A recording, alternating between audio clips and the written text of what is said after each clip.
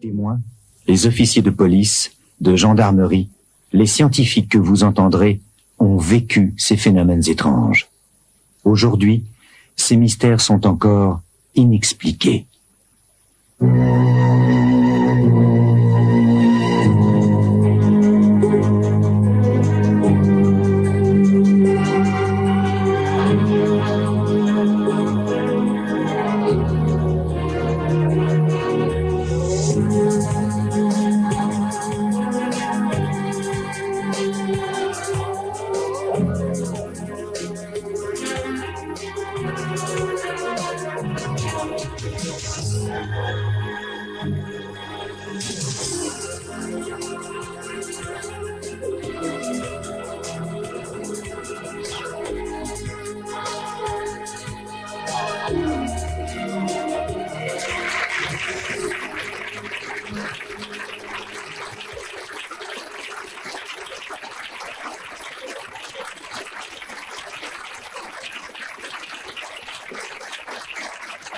Bonsoir.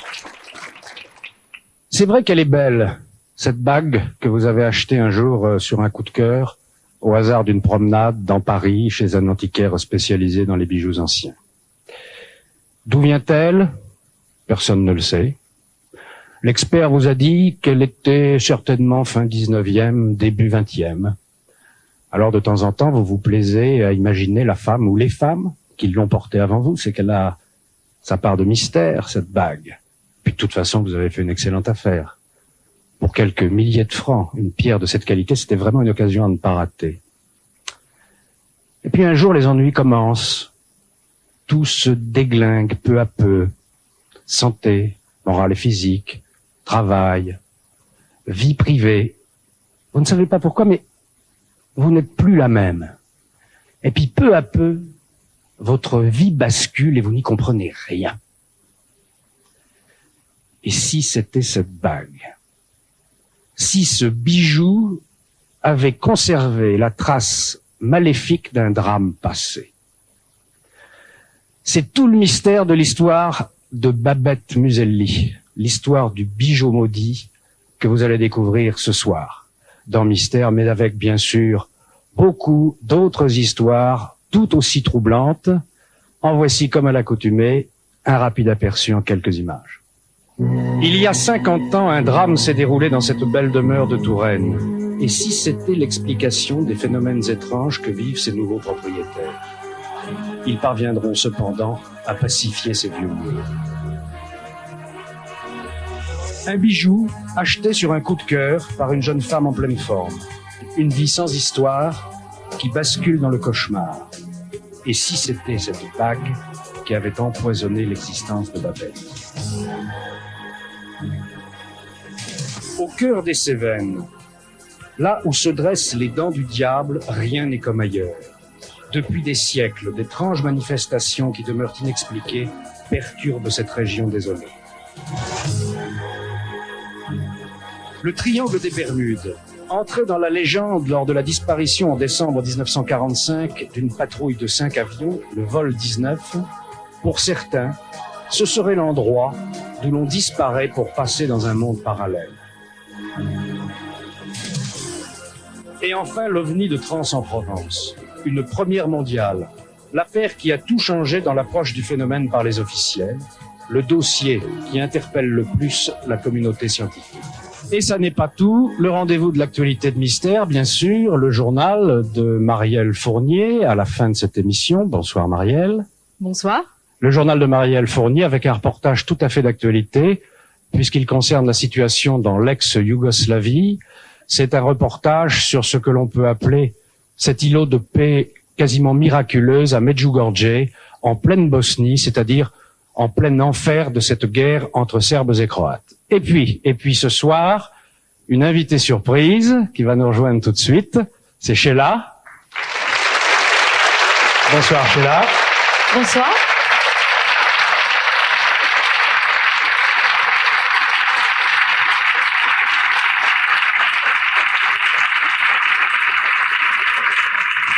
Sheila qui est parmi nous, et j'imagine que tous les amateurs de cette émission le savent, parce qu'elle a vécu elle-même des expériences spirituelles, qu'elle relate dans un livre qu'elle vient de publier qui s'appelle Chemin de lumière. Elle sera donc à mes côtés jusqu'à la fin de cette émission pour questionner nos invités, pour témoigner aussi de ses expériences. C'est un livre, Sheila, qui est plein d'optimisme, c'est une leçon de vie. Et à le lire, j'imagine que cette lumière, finalement, vous l'avez trouvée. Oui, je vais pas dire que je me sens mal, parce que c'est vrai que je me sens très très bien. Oui, c'est vrai que c'est un livre optimiste, parce que je crois que tout le monde a son chemin, il y a des milliers de chemins, et c'est vrai que quand on les découvre, quand on commence à les entrevoir, à chercher, à comprendre, mais tout ça nous amène à une vie extraordinaire, maintenant, aujourd'hui, sur cette terre, et puis après, donc pourquoi ne pas partager tout ça avec tout le monde? Alors, ce que je voudrais maintenant, c'est vous présenter d'autres disparus, d'autres esprits, mais qui sont alors véritablement des âmes en peine. Ce sont des gens qui ont connu un destin tragique. Et c'est l'histoire de la maison qui n'oublie pas. D'accord. Depuis plus de 5000 ans de par le monde, des témoins affirment avoir vu des fantômes. Des âmes qui n'ont pu trouver le repos hanteraient les lieux où elles séjournaient de leur vivant et viendraient troubler nos nuits. Avant qu'il m'arrive d'être confronté à ce phénomène, je n'avais jamais rien lu d'important là-dessus, des articles de journaux, des choses comme ça. J'avais écouté quelques émissions de radio ou quelques émissions de télé, mais rien de bien précis. Je m'étais pas préoccupé de ce genre de manifestations. Avant d'y être moi-même confronté, avant de les vivre moi-même, non. Des lieux qui ont été marqués, des lieux qui ont été le théâtre d'événements violents ou très graves, peuvent peut-être par un phénomène d'onde avoir gardé une mémoire, très certainement. Et peut-être cette mémoire peut se retraduire par une image. Certaines demeures, certains lieux garderaient-ils la mémoire du passé? La famille Burgel en est maintenant persuadée. C'est en 1987 que Josiane Burgel fait découvrir à son mari une magnifique maison qu'elle vient de visiter. C'est celle-là. Alors tu vois, déjà d'ici elle paraît grande, mais alors dès que tu arrives à l'intérieur, c'est formidable. Il y a un grand vestibule, j'ai vu la chambre qui doit être un bureau, il y a un salon avec un... Tout de suite, Patrick Burgel se sent attiré par la maison et le parc. Mais en même temps, il ressent une impression bizarre. Ma femme avait visité cette maison et avait eu le coup de foudre, et quand j'ai voulu la visiter, les propriétaires étaient partis en voyage. Je l'ai donc découvert du haut des remparts du château de Montbazon, dans sa totalité, la maison et le parc, et là j'ai eu une espèce de malaise, une espèce d'ivresse. La maison m'appelait, me disait « Viens, je t'attends, tu as quelque chose à faire ici. » Alors? Achetons là. Et tu l'as pas visité? C'est pas la peine.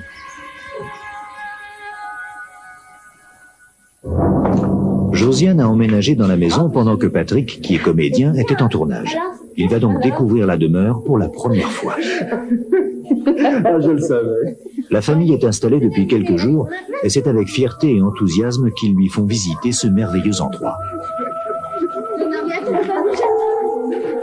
Attendez que je regarde. Les Burgel ont enfin trouvé la maison de leurs rêves et ils ne se doutent pas de l'épreuve terrible qui les attend.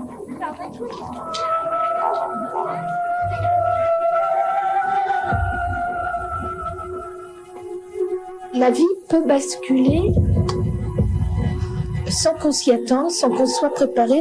Notre vie peut basculer dans quelque chose qu'on maîtrise pas du tout, qu'il faut apprendre à maîtriser, qu'il faut apprendre à connaître. Quel lourd secret cache les murs de cette demeure? Une nuit, Rebecca, la seconde fille des Burgel, est perturbée dans son sommeil. Des voix semblent l'appeler, semblent vouloir la réveiller.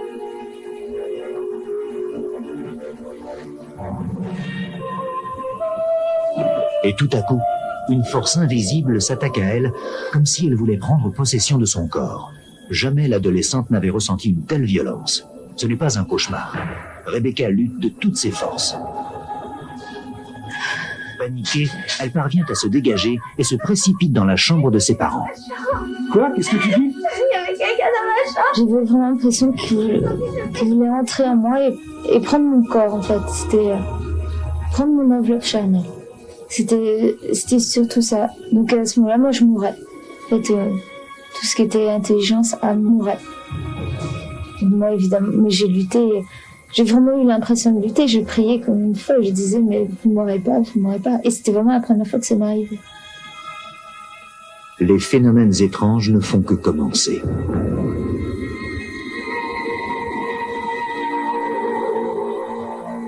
La mère de Patrick est venue passer quelques jours chez son fils. Dès le premier matin, elle est réveillée par une étrange sensation. Quelqu'un l'observe. Une petite fille barbouillée de confiture est assise au pied du lit. Est-ce un rêve? Madame Burchell ne le croit pas. Elle est bien éveillée.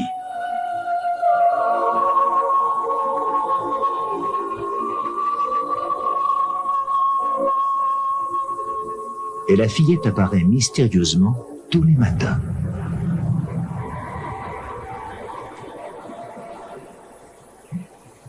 Depuis qu'il habite dans cette maison, Patrick est matinal. Il aime bien se lever tôt et profiter de la maison pendant que tout le monde dort encore.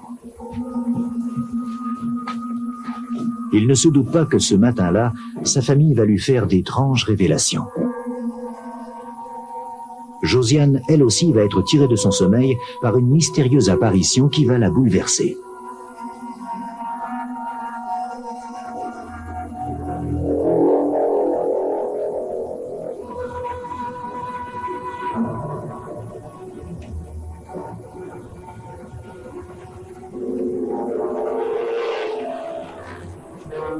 On pense que qu'il y a comme ça un fantôme, donc une silhouette, un personnage qui tout d'un coup surgit et hop disparaît. Mais c'est plus que ça, c'est toute une atmosphère. Hein. J'aurais presque pu la toucher. Elle était vraiment en relief, vous voyez ce que je veux dire? C'était pas une image, c'était une petite fille là, en chair et en os. J'étais très très émue après. Ça fait plusieurs jours qu'elle est sur le piano. Pendant ce temps-là, la mère de Patrick lui raconte que tous les matins, une petite fille apparaît dans sa chambre. Il ne prend pas cela très au sérieux et essaie de la rassurer. Et à ce moment-là, Josiane entre dans la cuisine. Tu sais, chérie, ce que me raconte maman, elle me dit qu'elle voit tous les matins une petite fille au bord de son lit. Je n'osais pas te l'avouer, mais ça fait 3 fois que je vois quelque chose au pied de moi, une femme, une jeune femme. Tu vois, c'est la femme. Alors là, j'ai commencé à me dire, qu'est-ce que c'est que cette maison qu'on a achetée? Bon. Il s'est passé peut-être une journée ou deux, je ne sais plus. Et puis un soir, vers 11h, je n'arrivais pas à dormir. Je rallume ma lampe de chevet. Mon épouse ne dormait pas non plus. Je lui dis donc, j'ai acheté un roman policier ce matin. Où est-ce que j'ai mis? Elle me dit, sur la table du salon. Patrick descend au salon. Et lorsqu'il y pénètre, il est soudain confronté à un phénomène extraordinaire.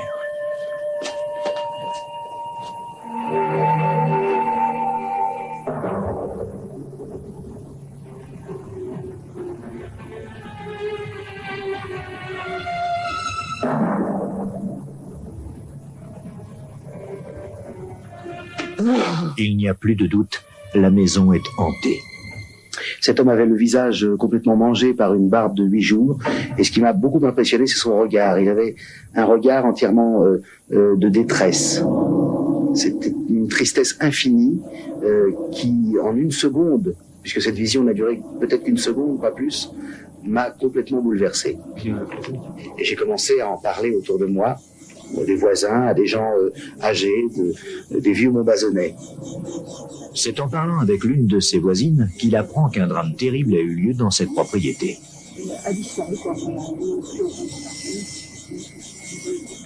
En 1942, pendant l'occupation, les Allemands avaient réquisitionné la maison pour y installer la commande en taux.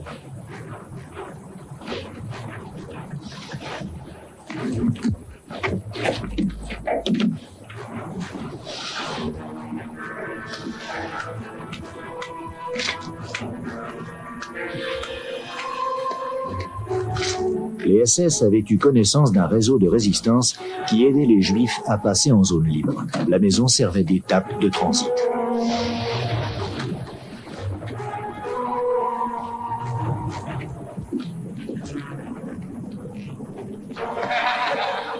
Cette même nuit, la maison fut mise à sac car les Allemands voulaient des noms. Il fallait trouver qui avait aidé de nombreuses familles portant l'étoile jaune à s'échapper vers la liberté.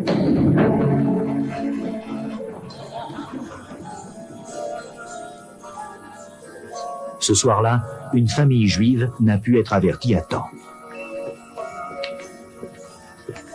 Je crois que c'est ici. Tu crois? Je sais pas, il me semble.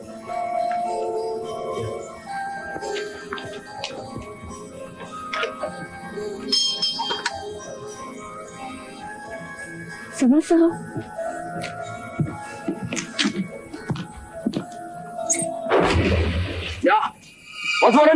Toute la nuit, les voisins entendront des cris terribles.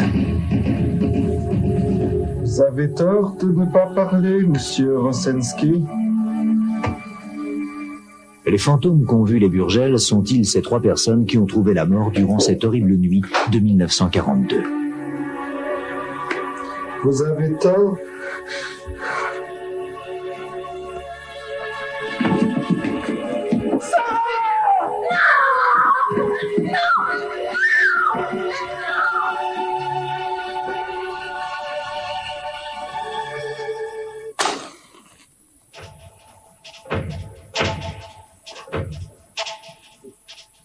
Patrick ne parvient pas à oublier ce que lui a raconté la voisine. Chaque soir, il a pris l'habitude de s'asseoir sur le canapé, attendant de revoir l'homme triste qu'il a aperçu à cette même place. Il est obsédé par son visage et s'identifie de plus en plus à lui. Qui vous a donné l'adresse de la maison? Dans son rêve, c'est Patrick qui est confronté au SS. Comme l'homme au visage triste, il est torturé. On lui demande des noms. Qui vous a donné l'adresse? Je vous emmerde.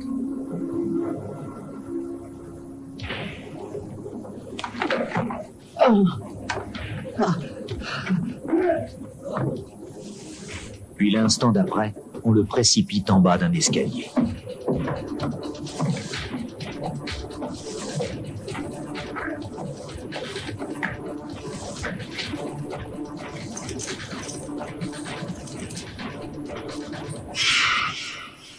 Je me suis dit, cette cave, c'est ma cave. Dans le fond, on n'avait pas été y faire un tour parce que c'était tout un bric-à-brac de choses cassées.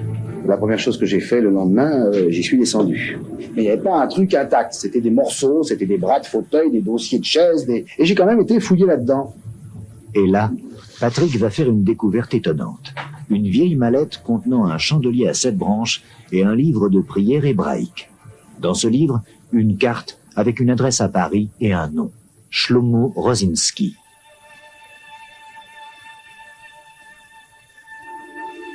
Patrick s'est rendu à l'adresse indiquée, et c'est avec émotion qu'il a appris que Shlomo Rosinski était toujours en vie. Le vieillard est bouleversé. Il reconnaît le chandelier, la menorah qu'il avait offert à son neveu Simon avant la guerre. Alors il a pris la menorah, et il me dit, et vous savez, cette menorah, elle est depuis des siècles dans ma famille, on se l'est transmise de fils en fils, de fils aîné en fils aîné. Shlomo se souvient qu'il avait offert la menorah à Simon quand il avait 13 ans. Il l'avait donc emporté avec lui lorsqu'il essayait de passer en zone libre avec sa femme et sa fille. Après la guerre, Shlomo a essayé de retrouver son neveu, mais personne n'avait eu de ses nouvelles depuis 1942. On perdait sa trace à Montbazon.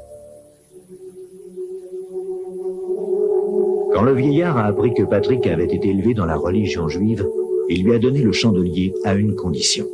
Allumer les bougies à chaque fête juive pour que les âmes de Simon et de sa famille puissent trouver la paix et les chemins de l'éternité. Au fil des mois, Patrick n'a pas failli à son devoir. Peut-être ses prières allaient-elles aider Simon.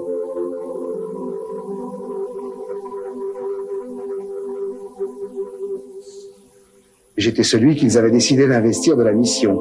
Et finalement, je crois que quand du haut des remparts, j'ai senti que la maison m'appelait, à travers la maison, c'était surtout cette famille juive qui m'appelait. Il fallait qu'on vienne dans cette maison, ça c'est évident. C'est évident. Et nous, c'était une expérience difficile, mais qui nous a ouvert en fait sur des tas de choses. Et je crois que ça nous a rendus plus tolérants. Le temps a passé et les fantômes se sont fait de plus en plus rares. Puis un jour, Patrick a eu la certitude qu'il n'avait pas prié en vain. Pour la première fois, les fantômes lui apparaissent dans le jardin. Il semble s'éloigner de la maison et la fillette lui dit adieu en souriant. Il ne les reverra plus jamais.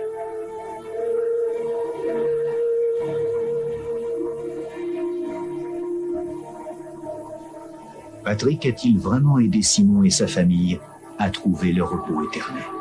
À mes côtés, ceux de Sheila, qui, je vous le rappelle, restent avec nous jusqu'à la fin de cette émission, le prince Michel de Grèce, familier des phénomènes paranormaux et des esprits. Joachim Boufflet, que les téléspectateurs de Mystère reconnaissent peut-être, puisqu'il était venu en tant qu'auteur d'une anthologie sur les phénomènes mystiques nous parler de Sœur Yvonne Aimée de Jésus, mais qui s'intéresse aussi aux fantômes. Et puis lui, vous le reconnaissez, Patrick Burgel, à qui cette histoire absolument fantastique est arrivée. Dites-moi, Patrick Burgel, ils ne sont jamais revenus vous visiter depuis? Écoutez, d'abord je voudrais dire que je suis bouleversé parce que j'avais fait les descriptions. Moi, je n'étais pas là quand ils ont tourné. J'en ai la voix cassée tellement je suis ému. Moi, je tournais avec Josiane Balasco, quelque chose de beaucoup plus drôle. Ouais. Et là, je découvre ensuite l'émotion de la femme de ma vie. Et ça me bouleverse. Ils ne sont pas revenus, mais je dois dire qu'à plusieurs reprises, pendant le tournage, il y a eu des manifestations. Il faut vous dire que Montbazon a été un site où il y a eu beaucoup de massacres. Surtout au Moyen-Âge, il y avait un seigneur à Montbazon qui s'appelait Fulkenera, qui était un monstre épouvantable, qui adorait... Son grand passe-temps, c'était d'achever les blessés sur les champs de bataille. Donc, évidemment, les lieux sont considérablement habités.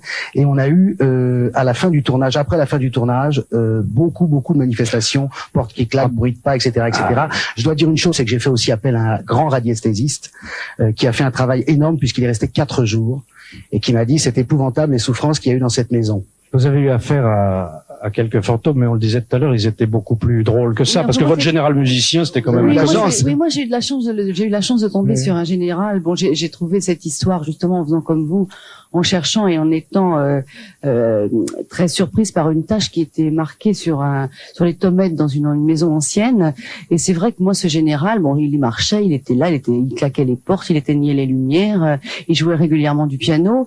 Mais moi, j'avoue que moi, j'ai eu la chance d'être entourée, parce que je considère qu'il était là, de quelqu'un qui au contraire était très content d'être là, quoi. C'était sa maison, si vous voulez. J'ai eu la sensation de venir dans sa maison, d'être l'invité de la maison du général. Voilà. Nous avons avec nous un spécialiste, si j'ose dire, le prince Michel de Grèce, spécialiste de nombreux phénomènes paranormaux, familier de tout cela.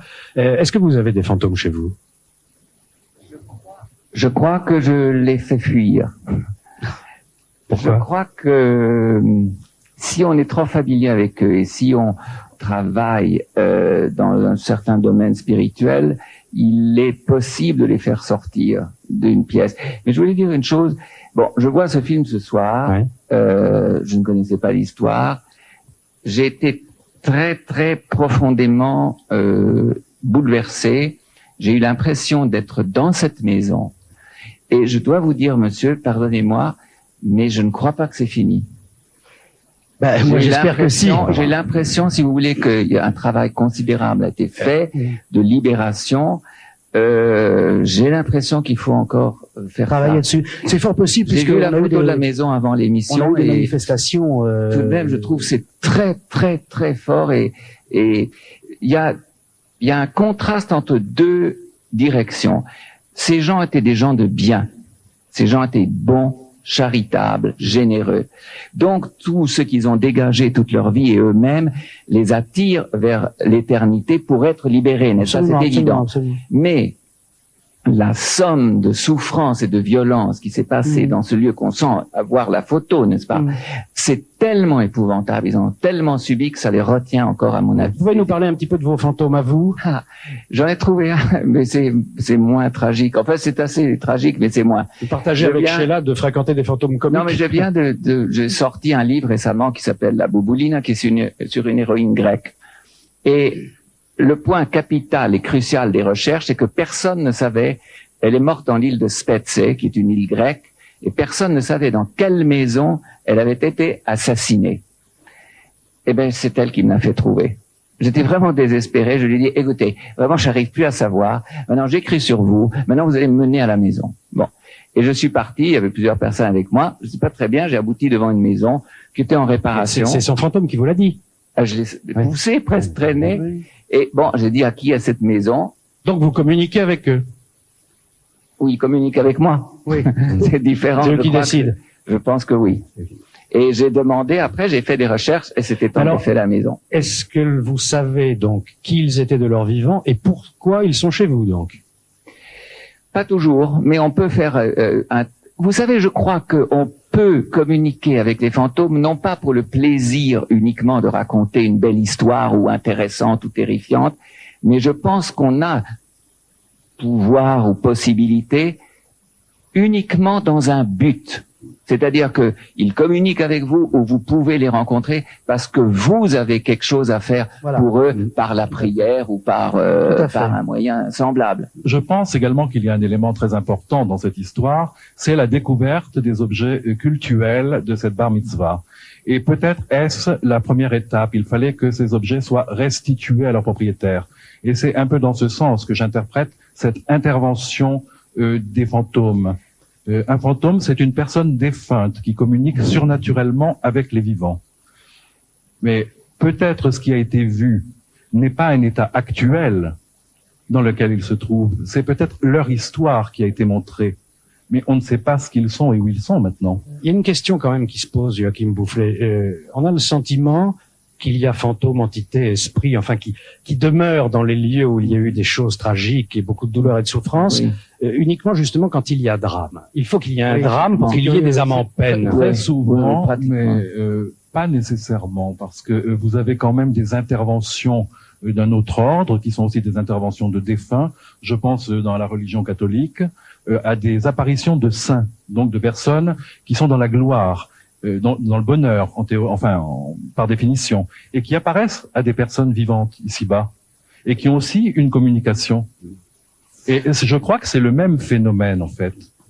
Quand on est le témoin d'apparitions de ce genre, dans une maison, c'est-à-dire des apparitions plutôt angoissantes, je ne parle pas du général musicien de Sheila, qui avait l'air d'être un comique, qu'est-ce qu'il convient de faire pour eux à ce moment-là? Il faut d'abord bien prendre conscience que ce sont des âmes en peine, et il n'y a qu'une chose à faire, c'est quoi? C'est la prière. Moi, je dirais, si vous me permettez... Mais je vous en prie, au contraire, j'ai besoin de conseils là-dessus. La première chose, c'est de ne pas avoir peur. Je crois que c'est essentiel.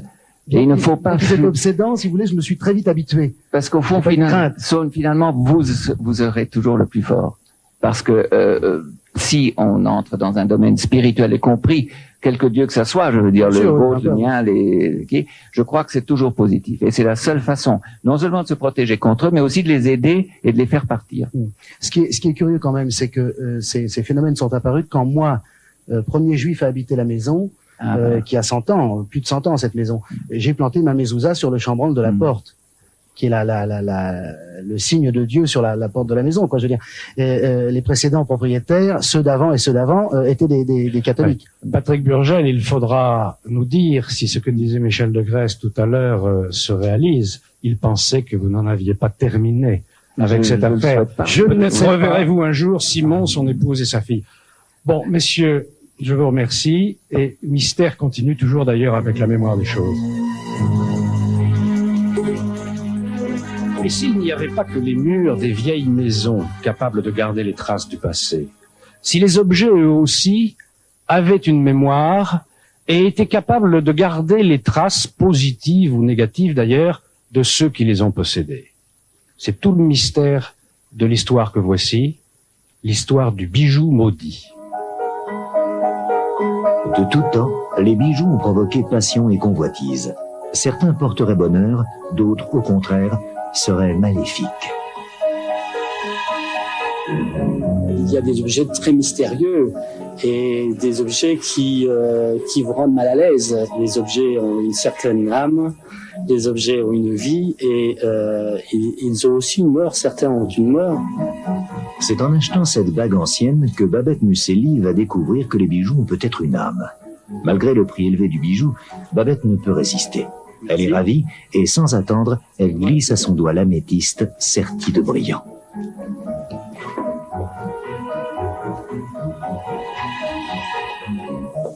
J'ai acheté ma bague début septembre. Les problèmes ont commencé à peu près 15 jours, 15 jours à 3 semaines après. J'ai pas regardé. Hein. Alors là, j'ai commencé à avoir des problèmes dans mon travail. Rien ne se passait comme je voulais que ça se passe parce que j'étais responsable des relations publiques et de l'organisation des réceptions. Pourtant, jusqu'à ce jour, tout allait bien dans la vie de Babette.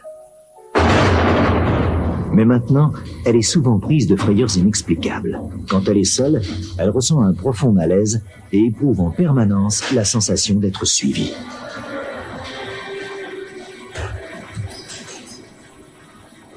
Que se passe-t-il? Elle sent un fluide glacé sur sa nuque et des coups de poing lui martèlent la poitrine.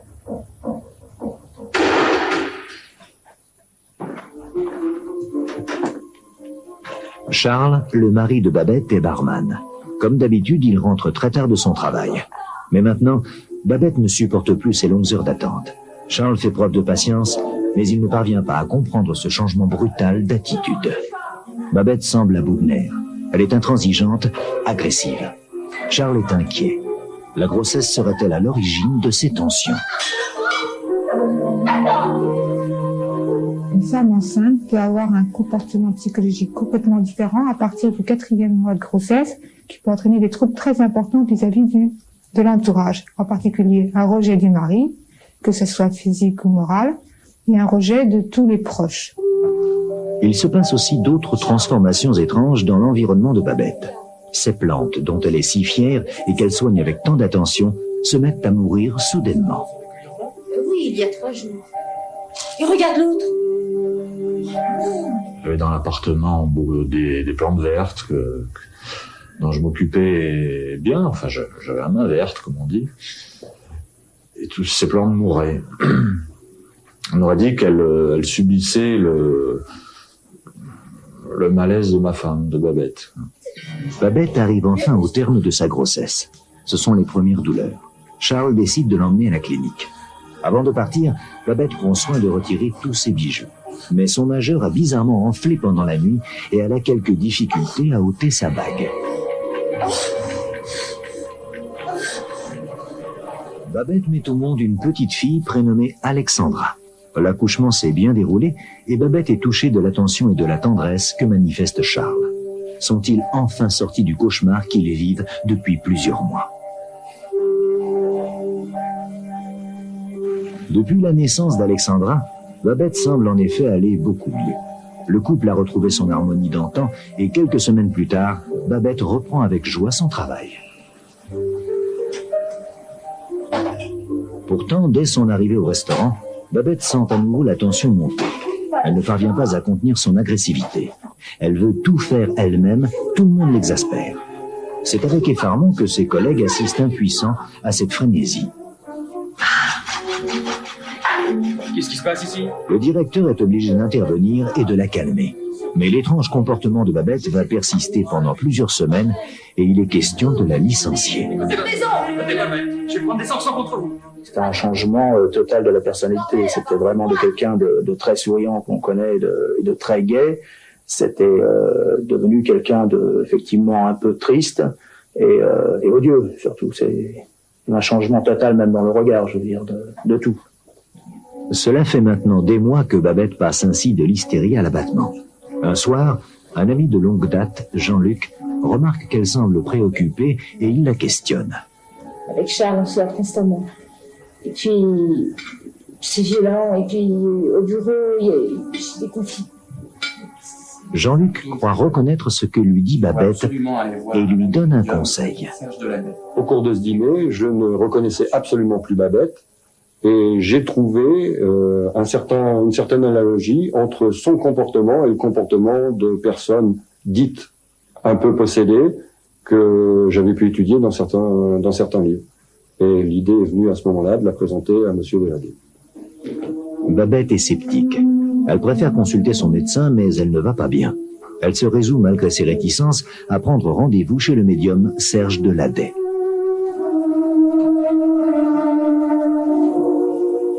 Décontractez-vous un petit peu, je vous sens assez nerveuse. Enlevez votre montre, s'il vous plaît, posez-la sur le bureau. Dès cette première consultation, Serge sent quelque chose de maléfique qui émane de Babette. Sortir les éléments les plus importants. À partir du moment où je me suis occupé de ma mucélie en consultation, j'ai senti une oppression, comme si je manquais de respiration. Et non pas parce que Madame Mucélie était nerveuse, mais simplement parce que je sentais quelque chose, une sorte de présence, de présence négative, d'angoisse. Donnez-moi votre main. Il y a longtemps que vous portez cette bague? Oui, il y a quelques mois. C'est cette bague qui vous apporte la poisse. Je crois que la meilleure des solutions pour vous, c'est de vous débarrasser de cette bague.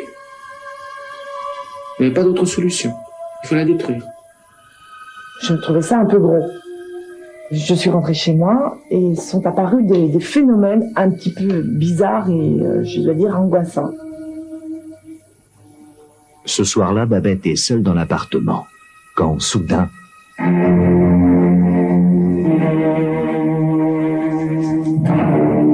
J'étais en train de me maquiller et je sentais comme quelque chose derrière moi. Vous savez, comme quelqu'un qui vous frôle ou quelqu'un qui... je sentais vraiment une présence. J'en ai encore froid dans le dos. Donc tout d'un coup, j'ai vu derrière moi comme une silhouette, comme une figure de femme.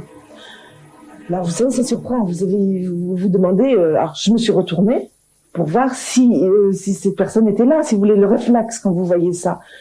Rien. Rien du tout. La silhouette, la tête, la personne est partie. Depuis quelque temps, le sommeil de Babette est très perturbé. Elle se réveille en proie à des crises d'angoisse de plus en plus fortes. Chaque nuit, elle entend maintenant des bruits de pas dans l'appartement. Elle est totalement obsédée par la vision de cette femme qui est apparue dans le miroir de la salle de bain. À plusieurs reprises, elle se lève et visite chaque pièce pour vérifier qu'il n'y a personne. Et pourtant, Babette continue de sentir cette présence oppressante. L'appartement semble vide, mais Babette sait que l'inconnu est là. Paniquée, Babette va téléphoner au médium. Écoutez, vous savez ce que je vous ai dit l'autre jour, de toute façon la situation est dramatique pour vous. Hein. Il faut absolument vous débarrasser de cette bague parce que... Babette finit par céder. Ses difficultés ont en effet commencé dès qu'elle a acheté cette bague. Il lui faut donc se séparer du bijou. Mais ce matin-là, son doigt est tellement enflé qu'elle est obligée d'aller chez un bijoutier pour qu'il la lui retire. Non, pas du tout. C'est un appareil spécial pour couper les bagues, il n'y a aucun problème. Voilà, c'est parfait. Vous pouvez pas savoir comme ça me soulage. Mais Babette sait que cela ne suffit pas. Le médium doit maintenant l'aider à se dégager des ondes négatives qui l'emprisonnent. Vous avez des ondes qui sont très négatives autour de vous. Vous avez pris votre décision, nous allons agir. Vous et moi. Ce jour-là, nous avons travaillé, elle et moi, afin de la dégager de toutes les ondes négatives qu'elle avait sur elle. Ça a été assez dur, assez pénible pour elle, car elle avait beaucoup de mal à se décontracter. Vous avez un aura qui est très négatif en ce moment. Ouvrez les yeux. J'ai demandé à Babette de me confier ce bijou afin de travailler. Donc je l'ai conservé et j'ai fait une séance de psychométrie sur ce bijou, c'est-à-dire j'ai fait de la voyance sur le bijou. Et le bijou m'a raconté son histoire. Son ancienne propriétaire avait été une femme de 49 ans, belle, élégante, une dame très mondaine, qui était morte d'un cancer du sein après des années de souffrance dans un lit d'hôpital, qu'elle avait été d'une certaine manière négligée par ses enfants et plus ou moins rejetée par son mari, et que pendant des années, ce bijou s'était imprégné de toutes les ondes négatives que cette femme avait pu ressentir, et je me suis incorporé dans la personnalité de cette femme. J'ai ressenti exactement ce que ressentait cette personne. J'ai eu une douleur au côté gauche, l'impression d'un coup de couteau. Mon esprit se baladait dans de longs couloirs d'hôpitaux, dans une rue. Je voyais d'une façon assez distincte une façade d'immeuble. Je savais exactement où j'étais, c'est-à-dire que j'ai reconnu, parce que vraiment je l'ai reconnu, j'ai reconnu le quartier et j'ai reconnu une église qui pouvait me servir de point de ralliement. C'est-à-dire que Babette est en train de revivre à quelques années de distance ce qu'avait vécu la première propriétaire du bijou.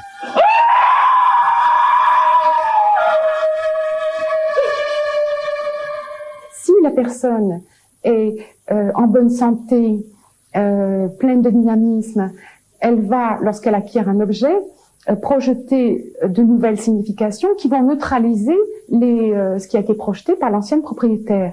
Si au contraire on a une personne malade et dépressive, eh bien ou instable ou fragilisée parce qu'elle a une grossesse, eh bien cette personne ne pourra pas forcément neutraliser ses énergies passées. Et là, on a un bijou qui devient maléfique, comme dans le cas de Babette. Intrigué, Serge décide de mener une enquête pour vérifier la réalité de sa voyance. Il se rend à l'église qu'il a identifiée dans sa vision, et là, il reconnaît l'immeuble. Il va interroger la concierge. Monsieur Deladé est venu me voir en demandant pour une dame qui habitait au deuxième étage. Cette dame a été décédée, ça faisait pas longtemps, parce qu'elle avait vraiment très souffert, parce qu'elle avait le cancer dans le sang. Et il y en avait 2 filles et un mari. Mais le mari, c'est-à-dire qu'elle était enceinte souvent, et ses enfants aussi. C'est-à-dire que cette dame, elle n'était pas tellement bien dans sa peau, parce qu'elle n'avait pas tellement de famille autour d'elle. C'est très grave. Il faut la détruire le plus vite possible. Vous n'avez pas d'autre solution. Si j'ai pas le choix.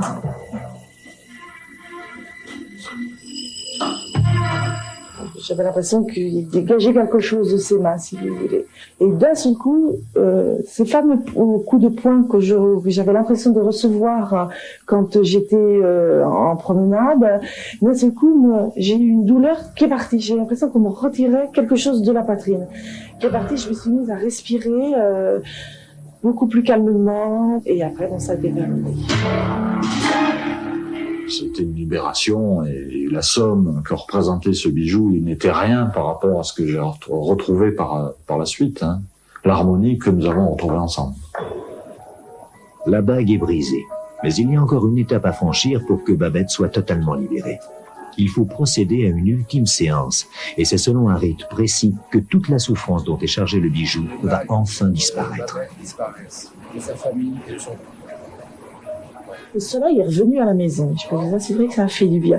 Et après, dans mon travail, tout s'est amélioré et j'ai vraiment plus eu aucun problème. Donc, c'était vraiment cette bague qui avait des ondes négatives et qui m'empoisonnait la vie. La légende des bijoux maudits serait-elle quelquefois vraie? Et certains objets inanimés auraient-ils donc une âme? Nos invités, je suis là pour essayer d'y voir un peu plus clair. Christine Hardy, psychologue et sociologue, docteur en sciences humaines.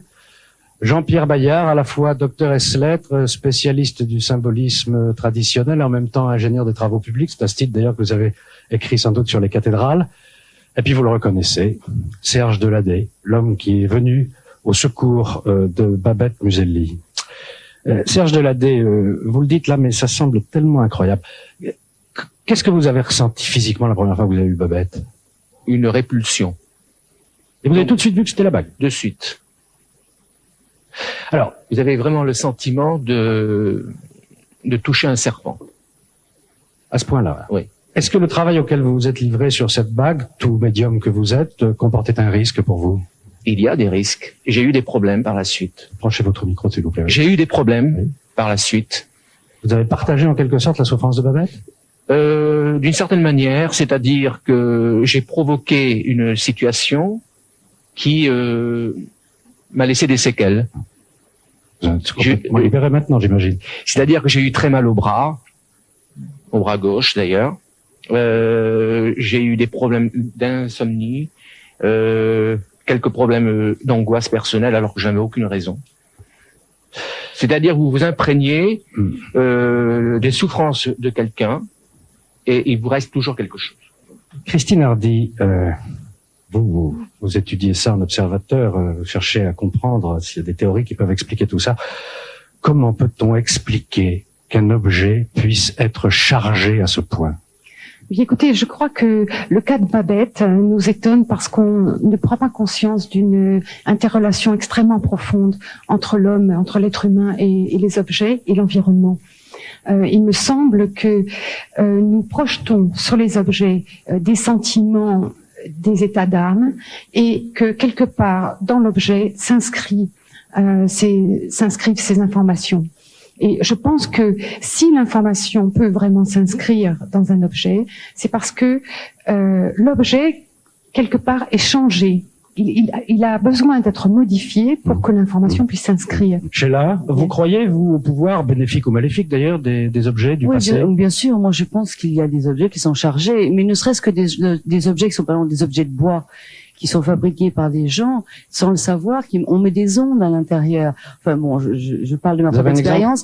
Par exemple, moi je suis partie en Indonésie, j'ai fait un très joli voyage et j'avais très envie de me ramener une tête de Bouddha. Donc j'ai choisi mon Bouddha, j'ai fait ça avec beaucoup d'amour, je l'ai cherché, etc.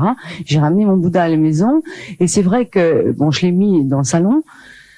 Et depuis qu'il était là, je sais pas, il y avait une espèce de tension qui n'existait pas auparavant, et qui était là, qui était latente, et on savait pas pourquoi, on comprenait pas d'où ça venait. Pourtant, un Bouddha, représentation d'une divinité, devrait être bénéfique. Oui, exactement. Mais je veux dire, ce Bouddha était un Bouddha qui, a priori, projetait des ondes qui étaient des ondes négatives. Simplement parce que je l'avais mis contre un mur, et que le mur reflétait les ondes, renvoyait les ondes dans la pièce.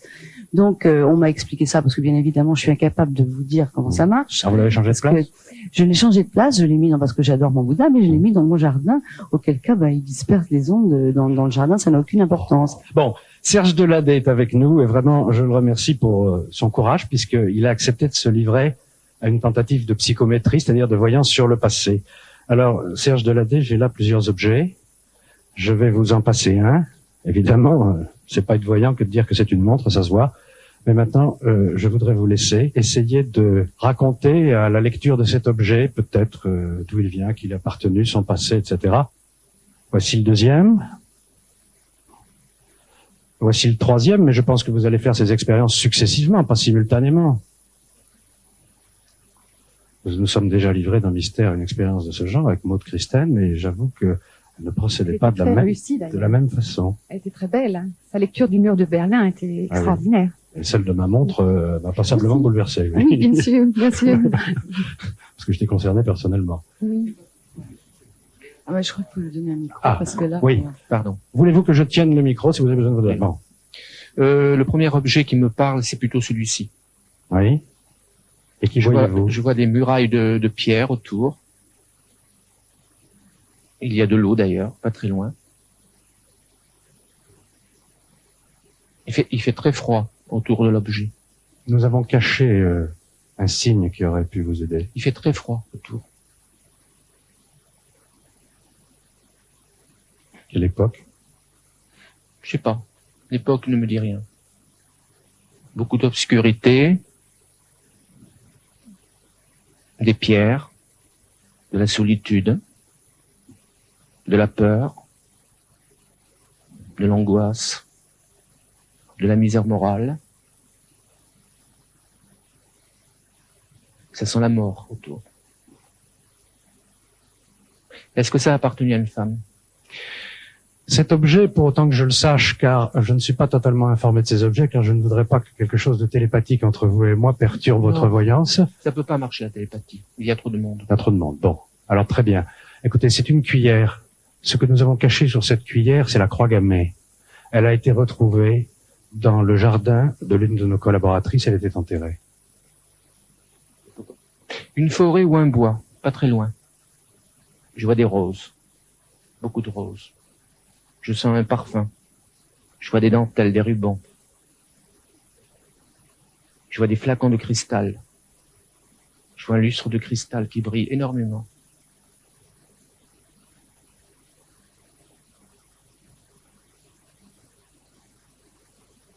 C'est quelqu'un qui a une position sociale assez importante. C'est quelqu'un de craint et d'aimer en même temps. Il y a beaucoup de haine autour de cette personne, beaucoup d'adulateurs, beaucoup de flatteurs. Je vois des gens qui font la révérence.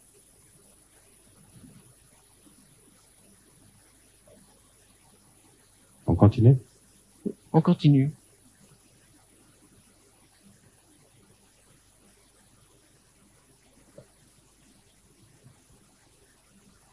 Je vois des statues de marbre dans un parc.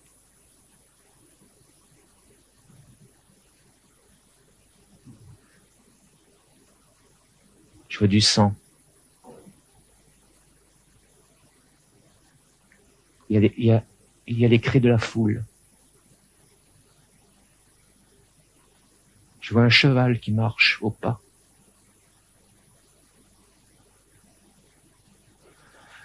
Alors, je suis incapable d'authentifier votre voyance, car ce livre C'est Michel de Grèce qui l'a apporté juste avant l'émission. Nous n'étions même pas au courant. Il est le seul à pouvoir authentifier ce que vous venez de dire. Je trouve que vous avez été rudement fort. Ce livre appartenait, c'est un carnet de dessins fait par le duc d'Orléans, fils aîné de Louis-Philippe, mon arrière-grand-père. Vous avez décrit tout à fait l'atmosphère du palais et vous avez le sang, il est mort à 35-40 ans d'un accident, c'est-à-dire que ses chevaux se sont emballés, il a voulu sauter de la voiture et il s'est tapé la tête contre les pierres du chemin et il en est mort. Et le cheval que j'ai sa mort a entraîné la révolution de 1848 que vous avez décrit avec les hurlements de la foule. Bravo. On applaudit. Merci Michel de Grèce. Et alors, oui, cette montre. J'entends un piano. Je vois un clavier. Je vois des doigts très effilés. Assez osseux d'ailleurs.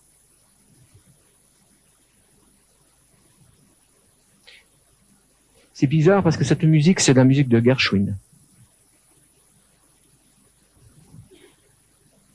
Ce sont les années 30.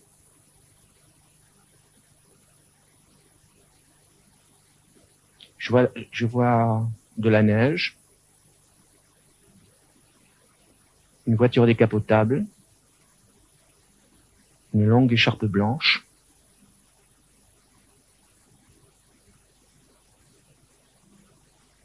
des yeux très clairs, bleu-gris, je ne sais pas exactement. De quelle couleur les yeux? Je ne sais pas, les yeux sont très gris, gris-bleu, je ne sais pas, mais très clairs. Des yeux qui sortent du commun. Oui. Un nez aquilin, une peau nacrée, un visage très féminin, des cheveux très fins, comme de la soie.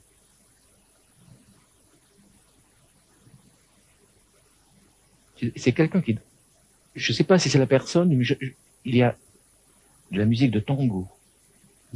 Du tango.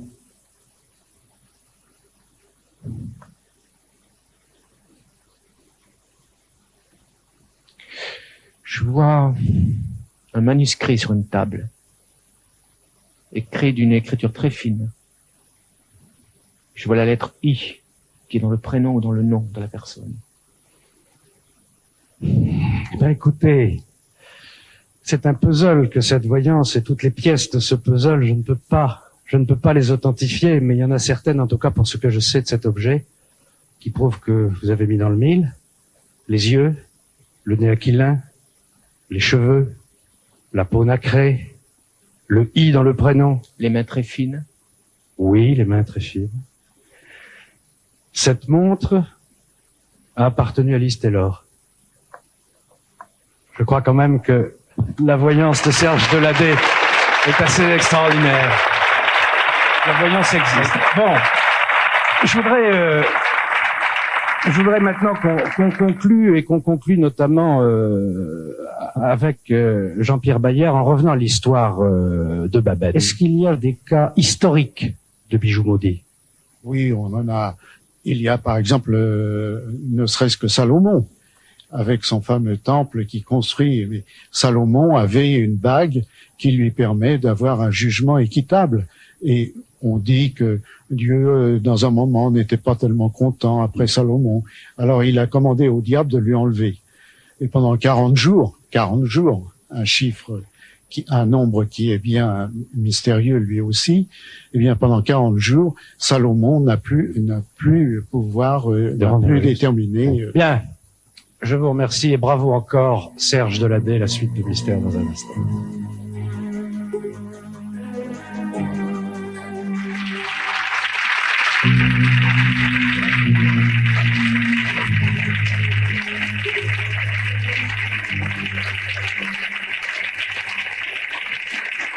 Vous avez peut-être remarqué au cours de vos voyages, il y a des lieux sur notre bonne vieille terre qui ne sont pas comme les autres, des lieux où semble-t-il rien n'est comme ailleurs.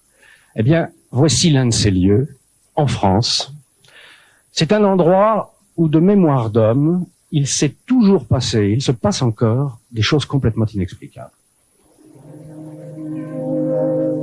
À la frontière de l'Ardèche, de la Haute-Loire et des Cévennes se trouve la région du Velay, dominée par le mont du Mézin.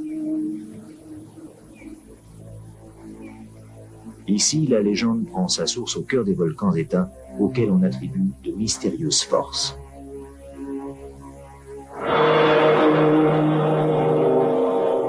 Car comment expliquer les phénomènes étranges qui perturbent depuis des siècles cette région désolée?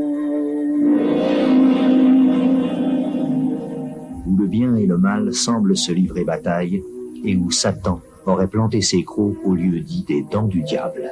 Ces deux immenses rochers qui se dressent étrangement vers le ciel.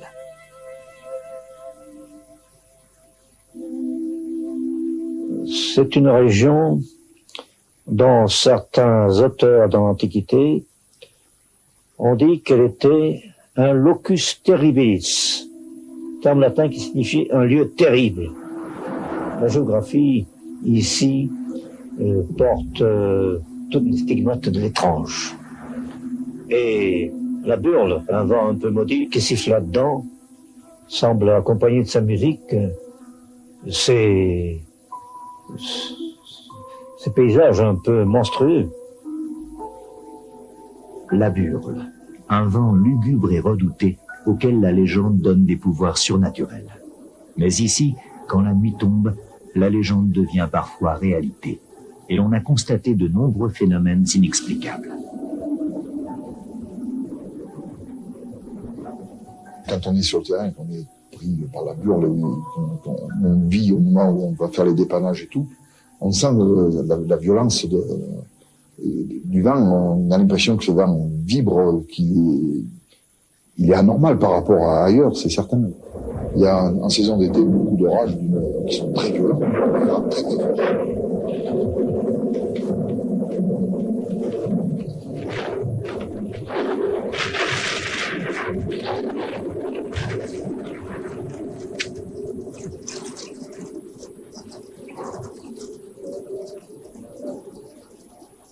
On a des choses, c'est vrai, qu'on ne retrouve pas ailleurs, du style du poteau qui se coupe en deux carrément, la foudre tape dessus, le poteau s'éclate de haut en bas. Les spécialistes sont venus, ils ont étudié la force du vent, voir ce qui se passait exactement. Pour l'instant, on en est encore en phase expérimentale, on n'a pas trouvé pour quelle raison le matériel ne résiste pas. Cette région, ce sont tous d'anciens volcans. Je pense que le sous-sol est pour quelque chose dans ces phénomènes. On n'a pas de protection possible, connue actuellement, pour canaliser toute cette énergie. Quelles sont ces forces incroyablement violentes qui se déchaînent sur un rayon de 15 km? Ces phénomènes électriques ne touchent pas que les installations EDF. En mars 1985, les habitants ont signalé une série d'incidents qui dépassent l'entendement. Sans aucune raison, les téléphones se sont mis à sonner frénétiquement. Mais plus inquiétant, alors qu'il n'y avait pas d'orage ni d'éclair, des vaches furent électrocutées dans plusieurs fermes. Alerté, M. Belvor, le maire du village, va vérifier si son troupeau a lui aussi été touché par cet étrange phénomène. En effet, l'une de ces vaches semble avoir des difficultés. Le temps qu'il descend de la colline, la vache ne bouge plus.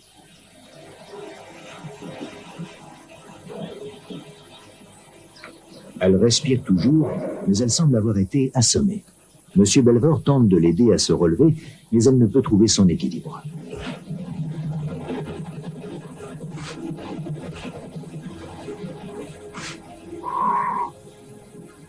Heureusement, la vache ne gardera aucune séquelle de cette étrange aventure.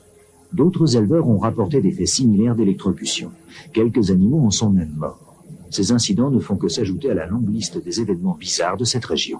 Le chroniqueur Jacques Mon signale vers 1640-1650 la chute d'un aérolithe qui anéantit un village à côté du Monastir-sur-Gazeille, le village de Bessègre, qui a été complètement anéanti, animaux et gens compris. On a signalé aussi dans cette région des puits de pierre, des puits de sang et des puits de crapauds. les terreurs du passé qui effraient beaucoup de gens en reviennent au Moyen-Âge et quand on cherchait à se préserver de la foudre et du feu du ciel. Mais il semble que ces terrifiantes croyances médiévales ne soient pas totalement imaginaires. Aujourd'hui encore, certains habitants du Mézin en ont été témoins.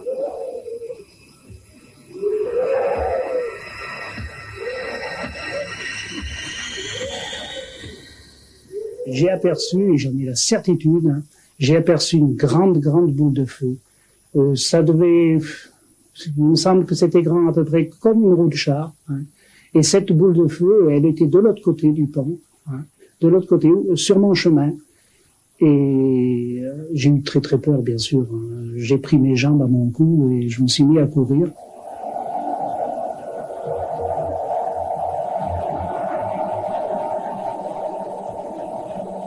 D'autres témoins ont vu ces mystérieuses boules de feu et leurs descriptions sont toutes similaires. Maurice Lost en a fait lui aussi l'expérience et il n'est pas prêt de l'oublier.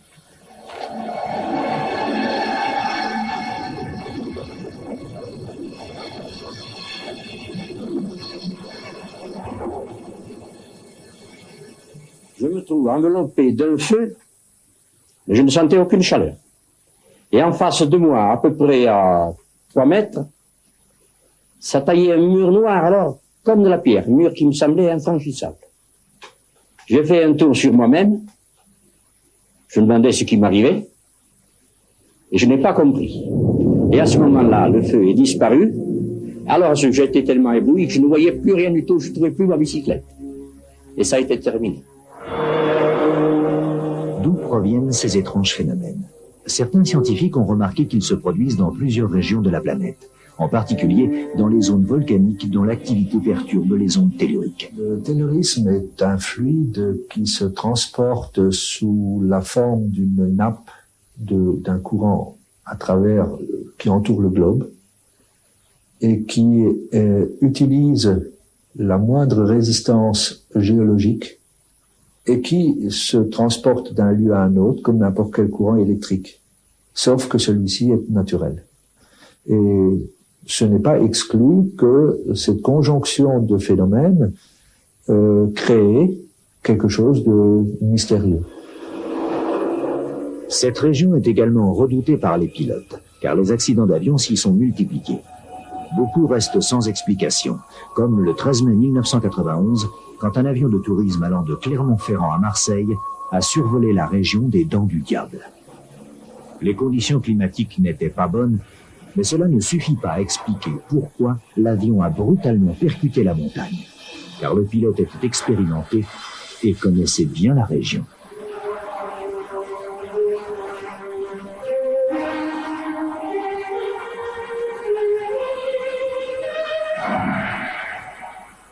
On dit que les avions qui sont appelés à passer par là seraient soumis parfois à des conditions un peu particulières, en particulier des instruments de radionavigation qui seraient soumis à certains affolements.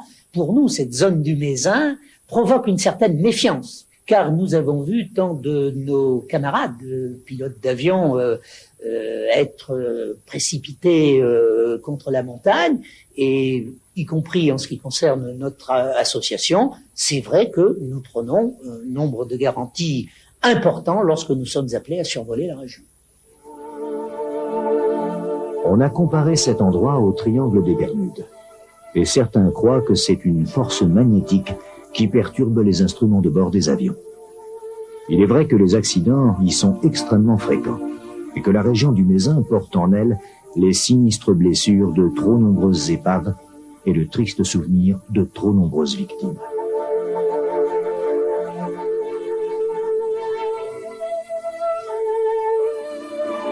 Je me suis intéressé à ce phénomène d'avions qui tombaient sur le Mézin depuis 1943, à l'époque de la Résistance. À partir de ce moment, il y a eu une cinquantaine d'avions qui sont écrasés au Mézin, autour du Mézin. Et je pense qu'il y en a environ une quarantaine qui n'ont pas d'explication valable. Les anciens croyaient qu'en ce lieu terrible étaient enfouies les tables d'or des druides et que la présence de ce trésor sacré déchaînait les éléments. Et même si aujourd'hui les explications des curieux phénomènes qui s'y déroulent encore sont plus rationnelles, la région du Mézin garde toujours sa beauté captivante et tout son mystère.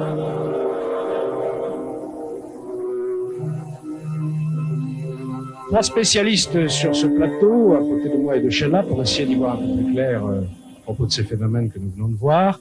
Marcel Loquin, docteur ès sciences, Jean-Louis de Gaudenzy, journaliste, mais très très spécialisé dans ce que l'on appelle la géobiologie, et puis Adolphe Landspurk. Adolphe Landspurk, lui, il est sourcier depuis sa plus tendre enfance, si j'ose dire, et il étudie ce qu'il appelle les hauts lieux d'énergie. Il prépare un livre d'ailleurs sur les phénomènes étranges en pays cathare.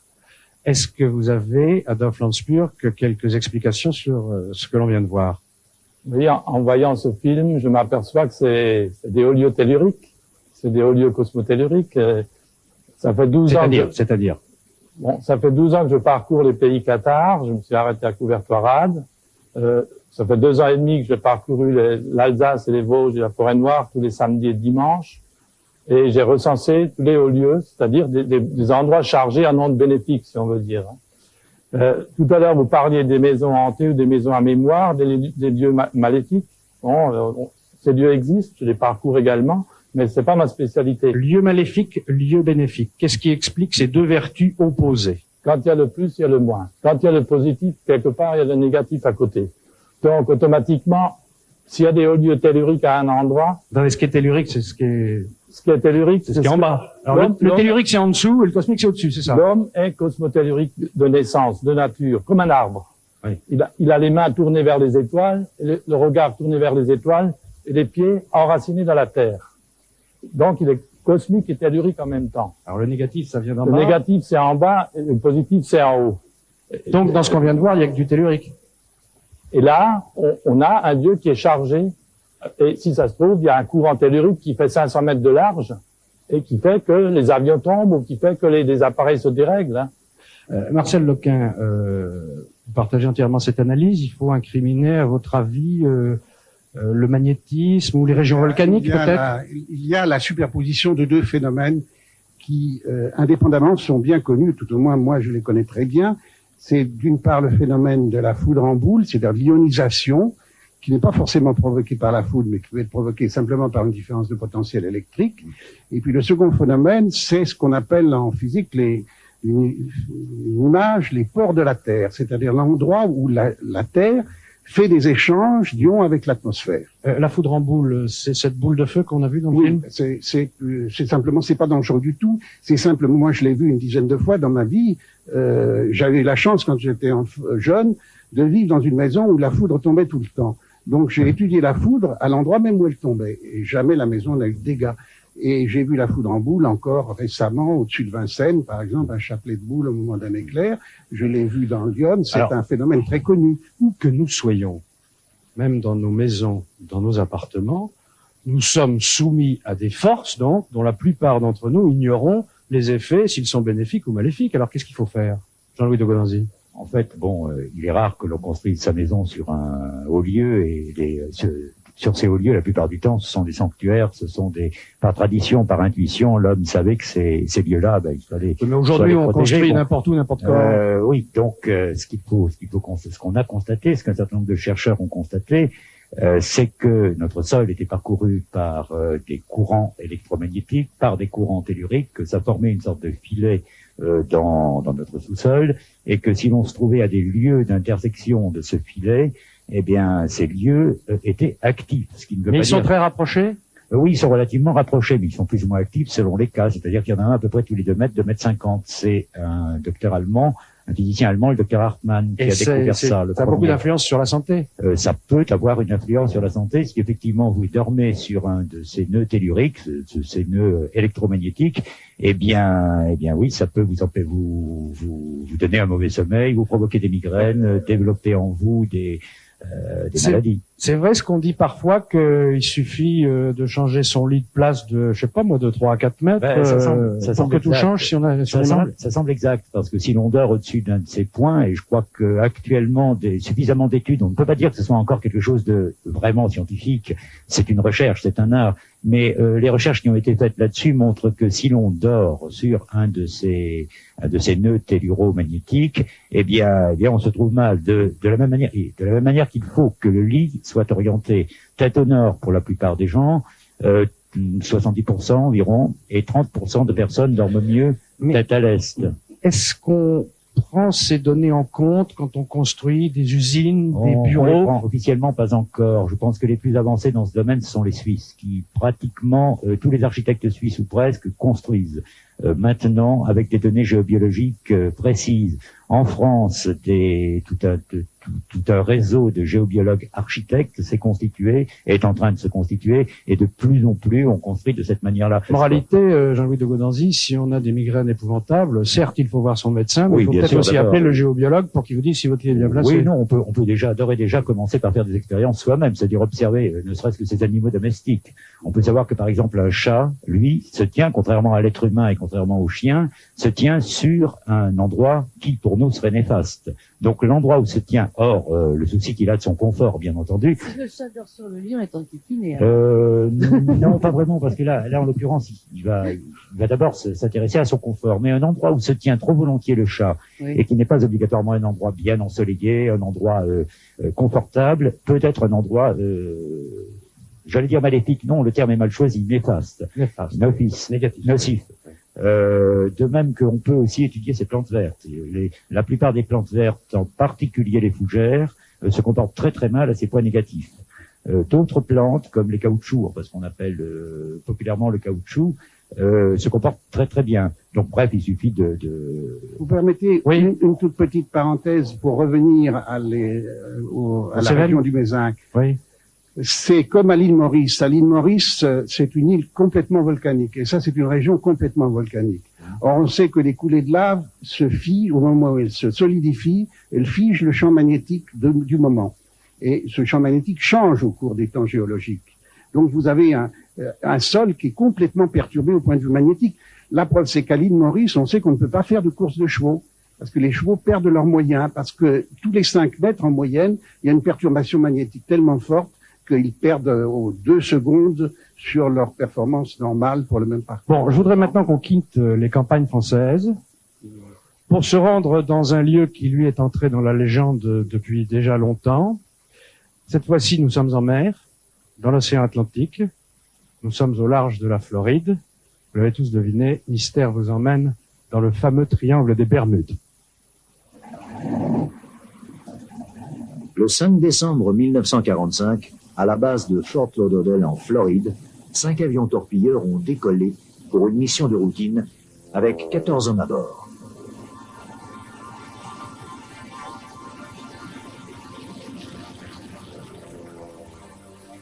Cette mission s'appelait le vol 19. 5 heures après le décollage, l'escadrille entière a disparu sans laisser de traces.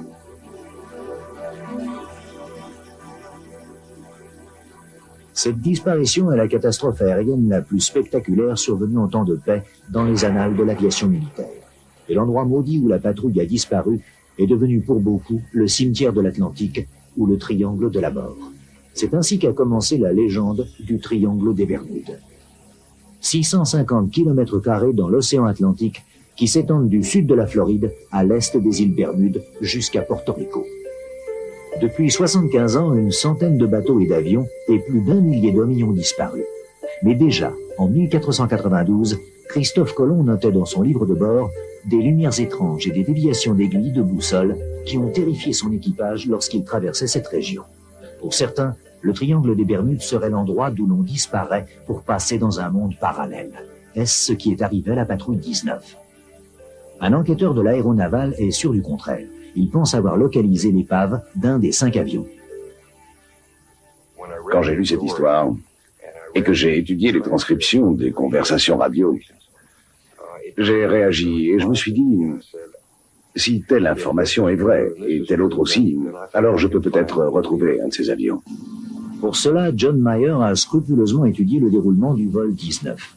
C'est dans l'après-midi du 5 décembre 1945, à la base navale de Fort Lauderdale, que le lieutenant Charles Taylor a reçu l'ordre d'accompagner une mission d'entraînement. Le vol 19, 4 avions torpilleurs, 13 hommes que Taylor suivra et évaluera pendant la mission. L'escadrille quitta la base à 14h10 et se dirigea vers l'est comme prévu.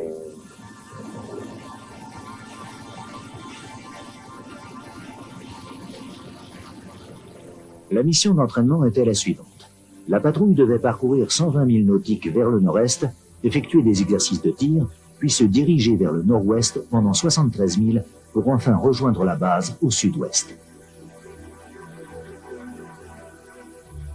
Cette mission d'entraînement était la dernière étape de qualification des élèves pilotes de la patrouille 19. Les exercices se déroulent bien pendant la première heure. Puis soudain, l'instructeur signale que ses instruments de navigation ne fonctionnent plus. Je ne sais pas où nous sommes. On a dû se perdre après le dernier virage.